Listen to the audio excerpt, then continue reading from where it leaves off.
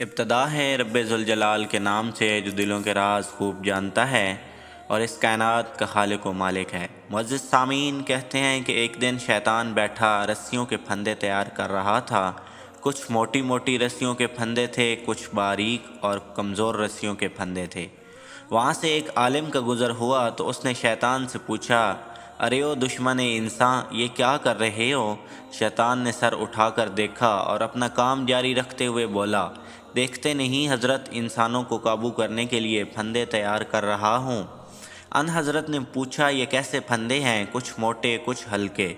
شیطان نے جواب دیا، یہ پھندے ان لوگوں کے لیے ہیں جو شیطان کی باتوں میں نہیں آتے، لہٰذا مختلف قسم کے پھندے تیار کرنے پڑتے ہیں، کچھ خوشنما، کچھ موٹے کچھ باریک۔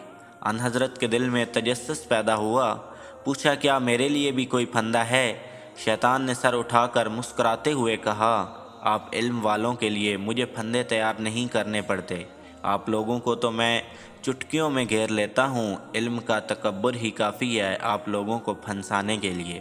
ان حضرت نے حیران ہو کر پوچھا، پھر یہ موٹے پھندے کس کے لیے ہیں؟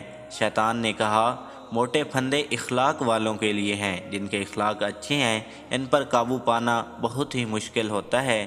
اس لیے حدیث شریف میں آتا ہے کہ اعمال میں سب سے زیادہ وزنی چیز اخلاق قیامت کے دن ہوگا۔ اللہ ہم سب کو بہترین اخلاق والا بنائے۔